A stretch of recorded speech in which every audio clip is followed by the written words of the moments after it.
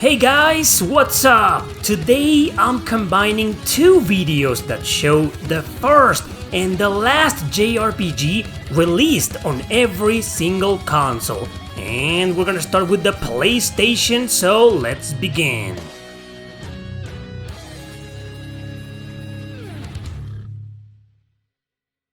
While it may be true that the first JRPG released for the PlayStation was from Software's Kingsfield at the end of 1994, fact is, we never got it.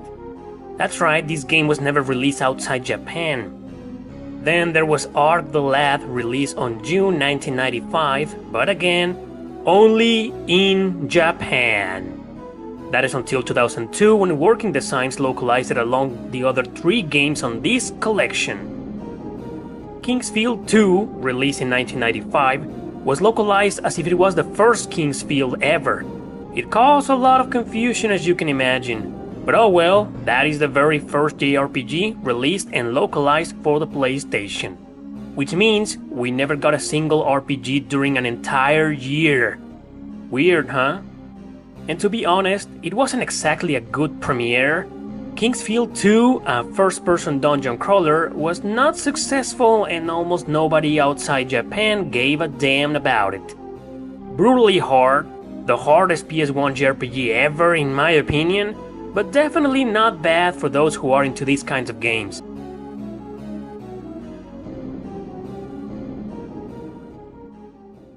For the PS2, there's Eternal Ring. Once again, From Software takes the Ring with its initial release of Eternal Ring.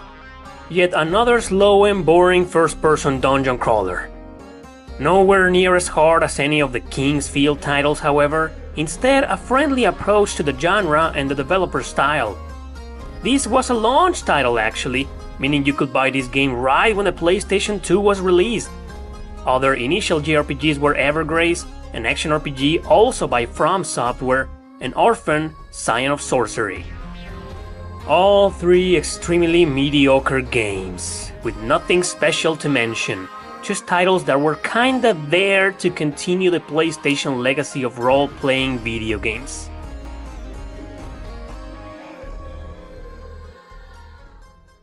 PS3, we got Enchanted Arms. Yeah, you guessed it. From Software strikes once again with a launch title for the Xbox 360, now ported to the PlayStation 3 when it was fairly released. Enchanted Arms, however, is nothing to forget about. It's a hidden gem, not exactly underrated, but a nice turn-based RPG with a very unique battle system that grabbed my attention the moment I started playing it. Sure, the story doesn't stand out and the grasp of originality is long gone from other areas, but at least it's 10 times better than all the previous From Software games in this video. Truth of the matter is the game failed and obscured the path for other JRPGs on the system, until From Software brought a cult classic to save their asses. Moving on to the PS4, yeah, the first one was Final Fantasy XIV, but that's an MMORPG, so that doesn't count. Real first JRPG was Natural Doctrine. Natural Doctrine was originally planned for the PlayStation 4, but it was first released on the PS3 and the PS Vita. By far, one of the hardest strategy RPGs ever made, and one confusing hellhole that no matter how much I tried, I never managed to get into. For this to be one of the very few JRPGs on the PS4 during 2014 was such a disgrace. Again, Sony let us down with a title that was just not worth our money. It was just a damn mess of a game and nobody wanted to play it since the PS3 era. It was too difficult and hard to get into, even for Japanese players, who were the first one to complain about it. Fortunately, they added an easy mode on July 2014, so more gamers could start from a careful distance. Natural Doctrine was supposed to be a launch title, but it got delayed for some reason. I wish it could have been delayed forever, so we could have gotten a much better RPG instead as a first to the PlayStation 4.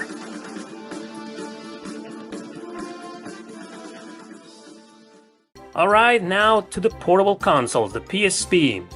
Yeah, well, the reason I'm putting both games as the first JRPGs released and localized for the PSP is because the localization was yet another mess.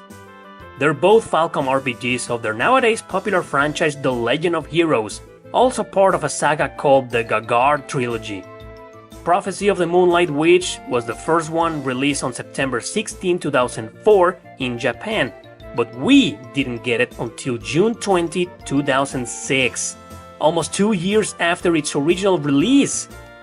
Wanna know what happened in between? A Tear of Vermilion, which was the second one, but North America got it as the first one, hence the name The Legend of Heroes 2 on Prophecy of the Moonlight Witch. Whew. Vermilion was originally released in Japan on June 2, 2005. On November of the same year, Bandai localized it to North America. Yup, what a mess. But anyway, these two games were originally computer RPGs from 1996, released 2 years later for the PlayStation. Of course, we never got any versions until the PSP arrived. And just for the curious mind, Kingdom of Paradise, an action RPG, was localized and published the exact same day as Vermilion. Last but not least, the PS Vita with Ragnarok Odyssey. It plays similar to the Monster Hunter series, but much faster and more anime-styled. There is a story, of course, but it's a quest-driven action RPG that notoriously focuses on its gameplay mechanics. It was also meant to be played online, but the offline mode was just as great. Anyway, another note for the curious mind is that Disgaea 3 was released and localized before Ragnarok Odyssey, but that was just a port. Natural Doctrine and Ragnarok were not ports since they were originally developed for the PS4 and the PS Vita, respectively. Disgaea 3 could be argued as being the very first JRPG we got on the Vita, being a real launch title as a matter of fact, but anyway, it's a solid strategy RPG, a good title. Some people might say it's even better than Ragnarok Odyssey as a first JRPG for the console, but that's just a matter of opinions.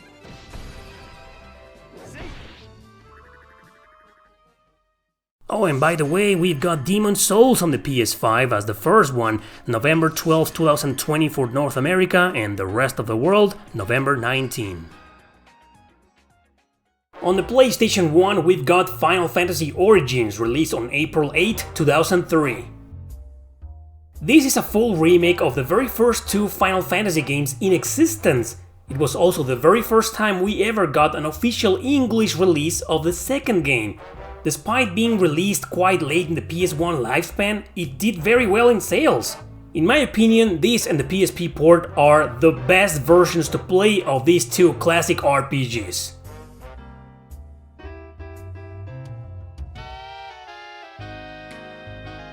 Moving on to the PlayStation 2, we've got Sakura Wars, released on March 30, 2010. This cross-genre game was actually released back in 2005, and the localization kept being delayed year after year. To make matters worse, the translation for both versions was ready since 2008. The whole story is easy to find, and it's even on Wikipedia. It explains why it took so long for this game to be published outside Japan. Thankfully, it was also released on the Wii that very same year, which means gamers had two options to play the very first Sakura Wars game ever to be localized out of the entire series.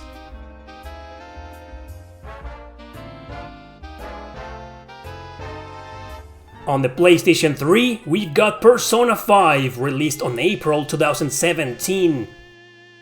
Some people seem to forget this popular game was also released on the PlayStation 3, and some people thought it was kinda pointless. I mean, the PS4 version sold way more than this one, but it still plays and looks amazing.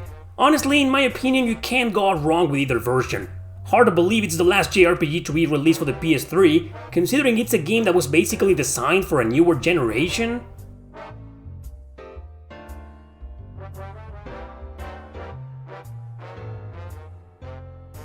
Now the PlayStation 4 is still releasing games, so let's go portable now. On the PSP we've got Summon Night 5, released on December 2015. So here we got this hidden gem that took 2 years to be localized.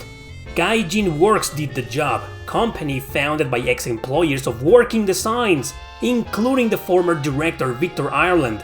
This is a tactical RPG with some visual novel elements. It's fun to play, but not exactly among the best games on the PSP. I just find it very curious that such an obscure game was released so late into the PSP lifespan.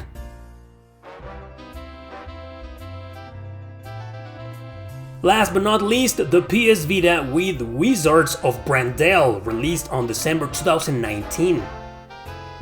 Gamco. They just had to be here, didn't they?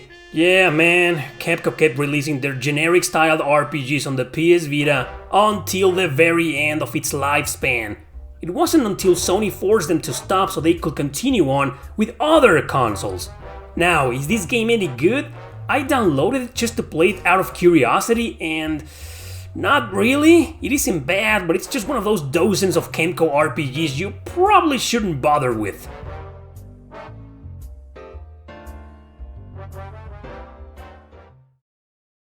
On the NES we've got the Deadly Towers. Deadly Towers isn't what most people will call nowadays an RPG, but back then it was considered as such. Heck, it has more RPG elements than Zelda. Unfortunately, this game is beyond terrible, and it's perhaps the worst RPG on the NES. It was actually going to be called Hell's Bells, but of course North America wouldn't tolerate such an overly offensive title to their beloved Christians back then. Well, I think Hell's Bells was a great title for this piece of trash, because it pretty much resembles playing a game from hell! This action RPG was not released in Europe, you lucky sons of Should I even explain what's it about? You go to a ginormous tower navigating with bad controls, poor AI, and terrible hit detection. There you go, that probably sounds appealing enough for you. What a terrible way to start in JRPGs for Nintendo of America. Why the hell didn't we get Dragon Warrior first? It was released first in Japan, but no, instead we had to wait 3 years to see the light.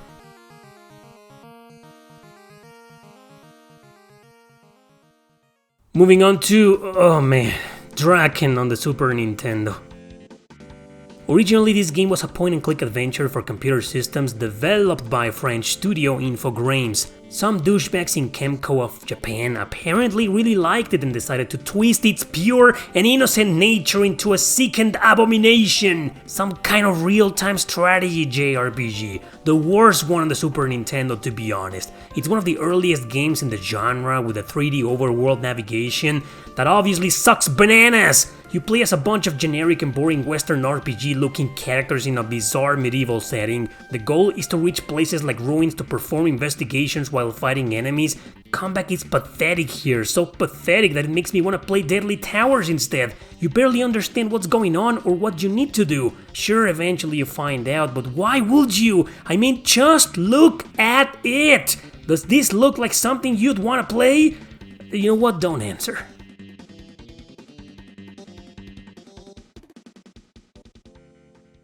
Next is a Nintendo 64 with Quest 64. Man, what is it with Nintendo launching bad JRPGs in North America? Well, it wasn't exactly a launch. For 2 years, no RPGs were developed for the system.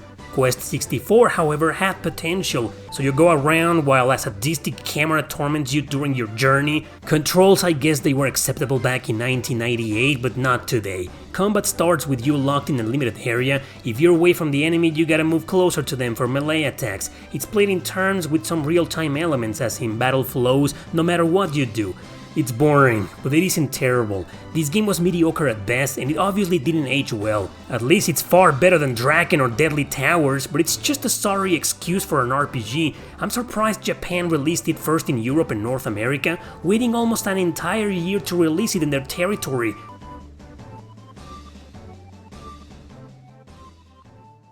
For the GameCube, we've got Lost Kingdoms. Finally a good JRPG as the first one released for Nintendo home console. 7 months after the GameCube's release, From Software decided to be the first one to release a JRPG for it. Lost Kingdoms is pretty good. It revolves around Princess Katia trying to save her kingdom from a horrible black fog. To do this, she'll start a journey and travel to different locations using a runestone, also in order to find her missing father, the king. The same runestone is the one she uses to summon monsters bound to spell cards. Some of them will fight on their own, while others become weapons or armor for her to use in real time. This is a really solid game, challenging, well-designed, fun to play, and a breath of fresh air after 3 failure JRPGs on Nintendo's previous consoles.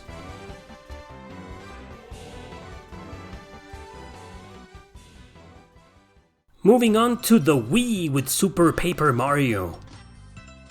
The first 2 Paper Mario games have been very successful, so Intelligent Systems decided to release the 3rd game in the series as the very first JRPG release for the Wii. It sold well and it did alright in reviews, but its major problem was the change in design.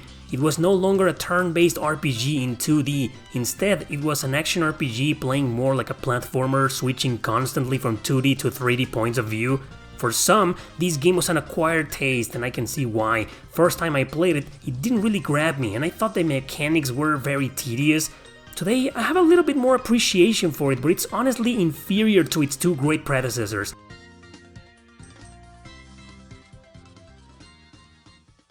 Next is the Wii U with Monster Hunter 3 Ultimate. Barely any JRPGs were developed for the Wii U. Nobody wanted to waste their time with a console that was failing in the market already from day one. Excellent games were released for it, that's for sure, but JRPGs? Nope, barely anything. So a year after the console's release, Capcom decided to port Monster Hunter 3. Originally released on the Wii back in 2009, they did a port of it first to the 3DS, so to support the Wii U, the legendary game also came to it a year later. I'm no fan of this game, I played the original on the Wii and couldn't get into it, but hey, at least the Wii U also got a decent JRPG as its first, right? Next, the Nintendo Switch with I Am Setsuna. Unless you consider Breath of the Wild as an RPG, then I Am Setsuna is the first one released on the Switch. Obviously, this was a re-release of a game that had been already published for the PS Vita, Windows and PS4 a year before. We never got the PS Vita version. So Nintendo and Square Enix decided to make Setsuna a launch title for the Switch. That's right, released on the same day as the console, a turn-based RPG following the sacrificial pilgrimage of Setsuna, accompanied by her loyal bodyguards in the harsh, cold and snowy regions of their world. I love this game and I strongly recommend it every time I can. Another great launch for the genre on a Nintendo console.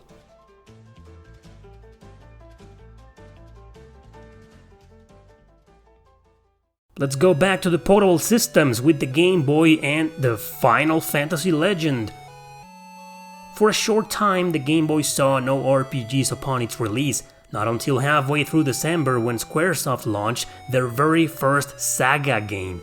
10 months later, it was decided to be called as the Final Fantasy Legend of its North American release. Europe wouldn't get it until its release 30 years later on the Switch, damn! First of all, they changed the name to take advantage of the popularity of Final Fantasy in the West. Saga was a pretty generic name over here, and it meant nothing special for us. Second, there were no JRPGs released over here for a long time, so it was a good idea to take advantage of that. The game was commercially successful, selling over 1 million copies in both regions.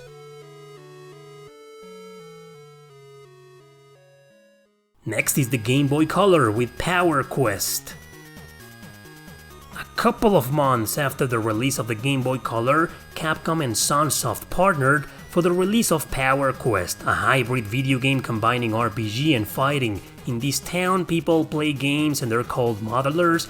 There's a new tournament starting soon, so your character decides to participate. First, you choose the type of robot you'll use for the fights, and you can change it at any time. There's no experience points here, only credits that you get when fighting enemies. So you go around with the goal of playing friendly matches with anyone you encounter until you get more and more credits to buy more and more parts. Parts are used to perform special moves when fighting, and that's about it. Great music, good controls, but honestly, it's very repetitive and very challenging. Still, an original idea like this, as the first JRPG released overseas for the Game Boy Color, I can't complain.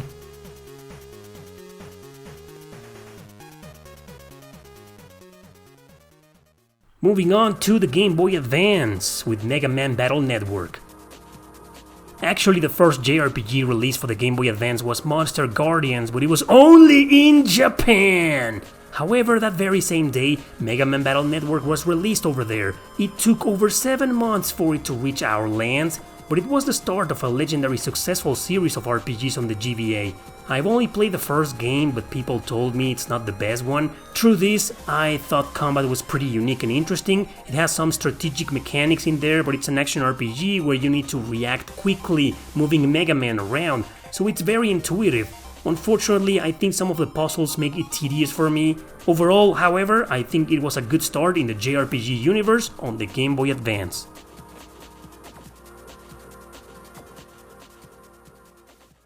For the Nintendo DS, we've got Advance Wars Dual Strike. The Nintendo DS was released on November 21 of 2004 in North America, December 2 for Japan. It wouldn't see its first JRPG until the third entry in the Advance Wars series 8 months later. It is a continuation of the previous 2 games on the GBA, so my guess is that you do need to play those to understand this one. Problem is, I've never played it! I've never been a fan of the series since I played those 2 first games, but in case you didn't know what they're about, well, they're basically strategy RPGs developed by Intelligent Systems, the team behind the Fire Emblem and Paper Mario series, but they involve micromanagement of generic units like soldiers or tanks. I'm more of a characters guy, so there wasn't a lot to keep me going with them. Feel free to share your opinion on this third game in the comments if you played it.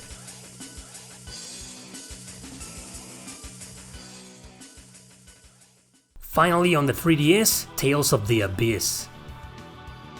3 months after the Nintendo 3DS release, Tales of the Abyss was ported to it. Everybody else will get that version 5 months later, except North America. We got it until February next year. Barely anything changed from the original PS2 version to this one, so I'm not sure why it took so long for Bandai Namco of America to release it here. But hey, if you don't have a PS2 and you really want to play one of the most popular Tales games out there, I do recommend the 3DS version. If you've played the original and want to try this one expecting new stuff, you might be a little disappointed.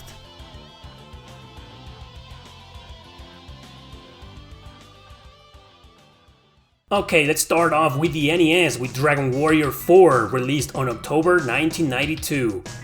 2 years after its original release in Japan, this revolutionary RPG was localized.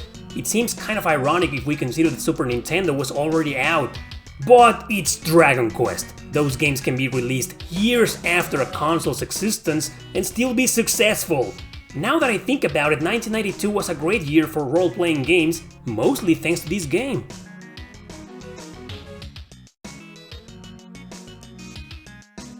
Now on the Super Nintendo there's Harvest Moon, released in 1997, but I stopped considering the Harvest Moon games as RPGs because they're mostly 100% simulators. So the last JRPG released for the SNES is actually Terranigma on December 1996. But since this list is about the North American release dates, Lufia 2 Rise of the Sinistrals takes the spot. I love this game, I think it's the best in the entire series. I've actually recommended it a bunch of times in my channel. I think it's criminally underrated, and it's vastly superior to the first Lufia in my opinion. Hard to believe one of the best JRPGs on the system was released when the Nintendo 64 was already out.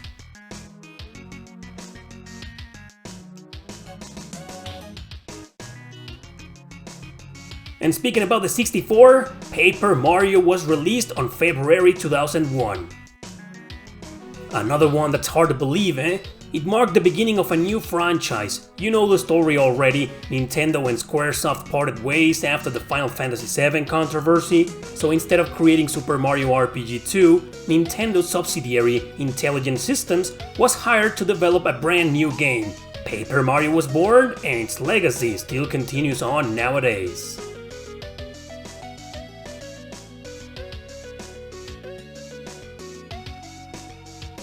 For the GameCube, there's Baten Kaiito's Origins, released on September 2006.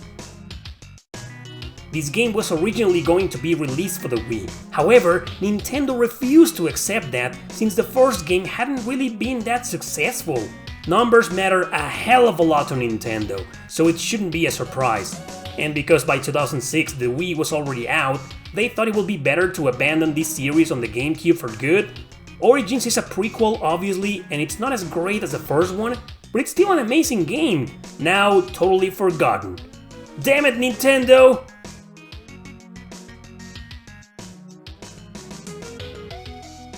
moving on to the Wii, we've got Pandora's Tower, released until April 2013. Operation Rainfall took place during the last years of the Wii's lifespan. Thanks to Exceed games, Pandora's Tower and The Last Story were localized. The former was released very late and it didn't sell as much as the other two RPGs from this operation. The release date itself overshadowed it, as well as its slightly outdated motion control mechanics. Either way, I still think it's quite the unique experience and a game everyone should play at least once, despite its controversial nature. Yeah.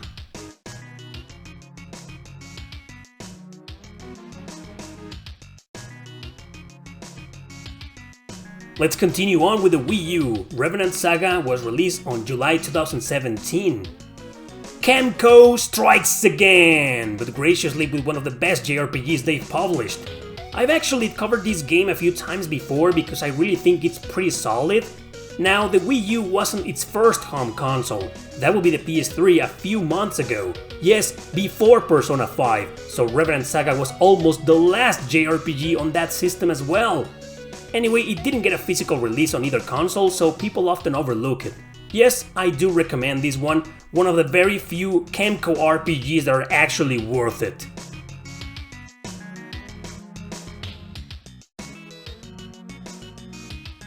The Switch is still releasing games, so let's go portable now.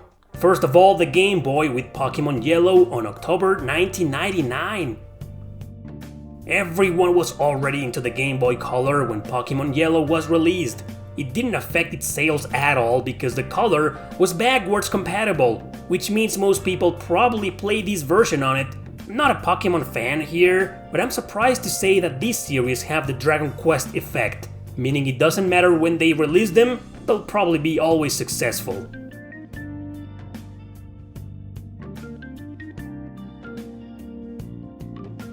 On the Game Boy Color we've got Dragon Ball Z Legendary Super Warriors, released on November 2002. Meet an extremely obscure game that no one paid attention to when it came out, perhaps because it was poorly advertised. This is a very short adventure, extremely linear and kinda generic. You'll play this one for its battle system since it's basically a fighting game played in turns. It's kinda convoluted and hard to get into, but fun nonetheless after understanding it. I do recommend it, but don't expect it to be as good as other Dragon Ball RPGs out there.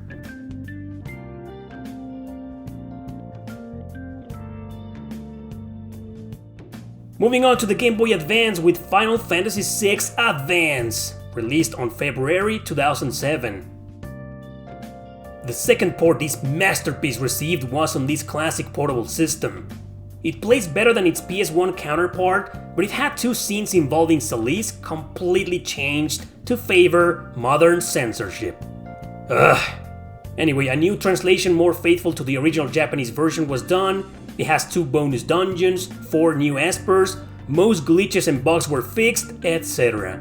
Is it the best version to play of this game? I'm not sure since all 3 have a few problems here and there. All I can say is that it doesn't matter since this is an excellent game on any console out there.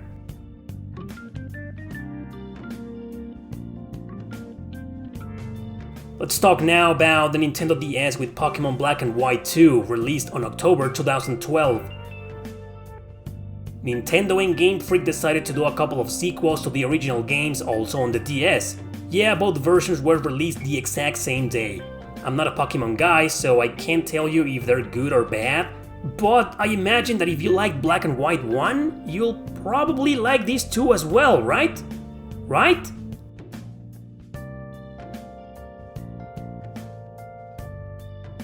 Last but not least, the 3DS with Persona Q2, released on June 2019.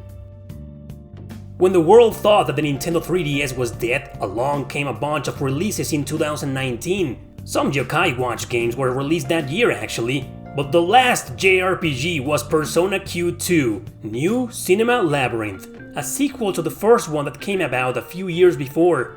That one combined characters from Persona 3 and 4. This one includes the cast of Persona 5, which might be the reason why it took so long to develop. Yep, It's just as good as the first one with its Etrian Odyssey influence, so check it out if you're a Persona fan and also an Etrian Odyssey fan.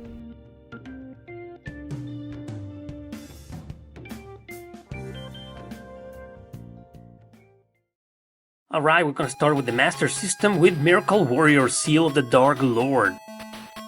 This game was first released for several computer systems until its port to the Master System in 1987. 3 months later, it was released in North America, making it the first JRPG to be localized here. It's a turn-based RPG, a little bit slow and boring to be honest. What little I played left me with no desire to come back, so it isn't something that I can actually recommend. It's got some interesting features like the navigation system and the fact that you can see several screens at a time, but overall it's not something to be excited about.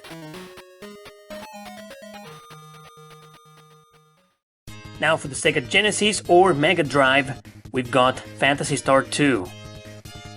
Following the success of the first Phantasy Star on the Master System in 1988 outside Japan, the Genesis came out and brought its sequel the next year as the very first JRPG localized in the West. It also became a commercial success, although still being a very hard game to play and navigate, probably now more than its predecessor. First-person dungeon crawler was gone, and instead it introduced really long and tedious dungeons without a map. We all know nowadays this game is a total grindfest, but it's still a great game nonetheless. The Sega CD. We've got Lunar the Silver Star. The Sega CD, also known as the Mega CD, was a huge thing when it first came out. The very first one was Lunar the Silver Star by Game Arts, which would later become a huge classic, remade and ported to several different consoles. It was a charming and traditional turn-based RPG, but with characters fighting at the right side of the screen, sprites looked small but beautiful at the same time, and it had a story full of charisma. The game was brought to North America by Working Designs a year and a half later after its original release. If it wasn't for them, I'm pretty sure we would never have gotten this amazing version.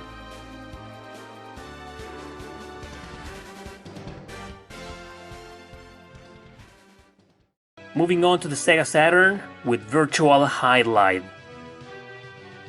It's sad to see how one of the worst RPGs ever made on a Sega console was the very first one released on the Saturn. The Highlight franchise made its debut on the arcade and computer systems in the 80s, but as soon as it was brought to the NES, gamers and critics trashed it. I'll never understand why they decided to remake it for the Sega Saturn, only to fail miserably again. This time it was even worse. I can't believe an action RPG like this exists, with full 3D graphics and a digitized dude that was probably coerced into acting for the main character. This game is horrible, and it shouldn't even be acknowledged as an RPG, so if you want something more traditional, feel free to say Mystaria: The Realms of Lore is the true first JRPG released outside Japan back in 1996. Can't talk about it since I have never played it. Next up is the Dreamcast, with Evolution: The World of Sacred Device. This was the start of a two-part game, as it is technically an RPG cut in half. The World of Sacred Device was the first part, and it wasn't exactly successful, but at least it became a cult classic later on, nowadays being more of a hidden gem. It's a traditional turn-based RPG with a story that's mainly for kids, so it's kinda ideal for young beginners to take on the world of role-playing games. Evolution is the earliest JRPG on the system that was released outside Japan. I said it wasn't that good, but that doesn't make it bad. It's pretty decent, and it's cool to have it as one of the earliest JRPGs on the Dreamcast.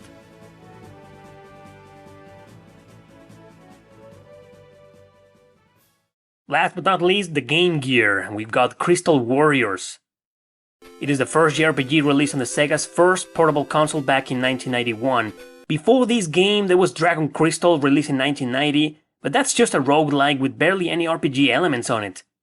In any case, it is officially the first JRPG made for the console that got a localization outside Japan.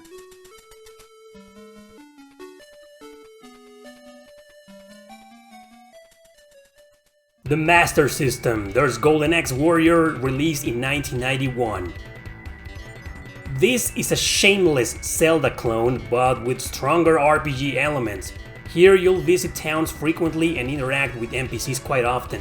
It still has the same level of cryptiness as the first Zelda, but it's just as fun to play. There's a little controversy surrounding this game. You see, it was developed by Sega, sure, but it wasn't released in Japan. Why? I tried looking for more info on the internet, but I couldn't find any. But I'm pretty sure you will get to the bottom of this in no time.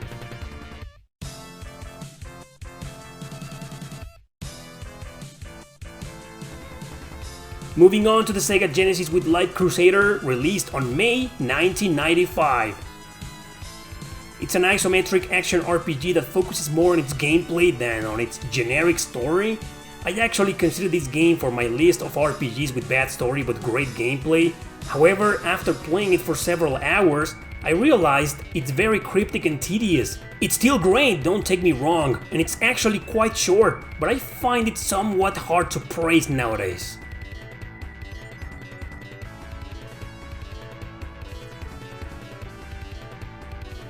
On the Sega CD, there's Lunar 2, Eternal Blue, released on September 1995.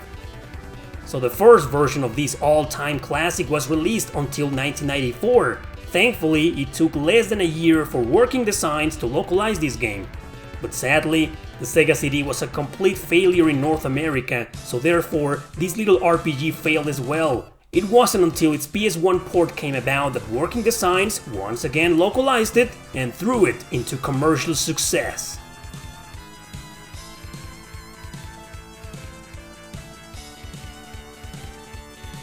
On the Sega Saturn, there's Magic Knight Rayearth, released on November 1998. It's an action RPG based on the anime series, so you control the three heroines, each with different abilities, often required to solve certain puzzles. It plays in this top-down view perspective with chibi characters and small sprites. It's quite short and honestly, it isn't that great, as I always felt it was kinda bare bones. I was a fan of the series when I was little, but I never became a true fan of it. Maybe that's why I don't think highly of it. I just wish it could have been developed for the PlayStation or any other console, as this Saturn exclusive is extremely pricey nowadays.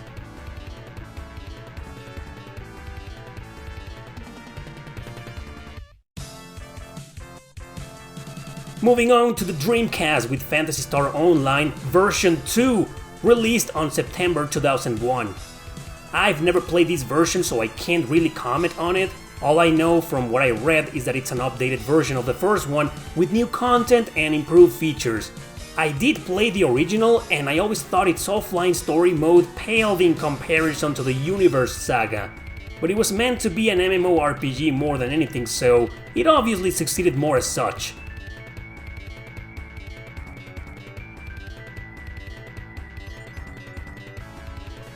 Let's go portable now with the Game Gear Shining Force The Sword of Hagia, released on October 1994. This is actually the true Shining Force 3, but it's actually called Gaiden 2. Yes, the original Shining Force had two direct sequels called Gaiden 1 and 2. I've no idea why Sega decided to localize only the second one on the Game Gear. It's a great follow-up, but you do need to play the two previous games to understand it. Fortunately, it was later included with its prequel on a Sega CD collection the following year.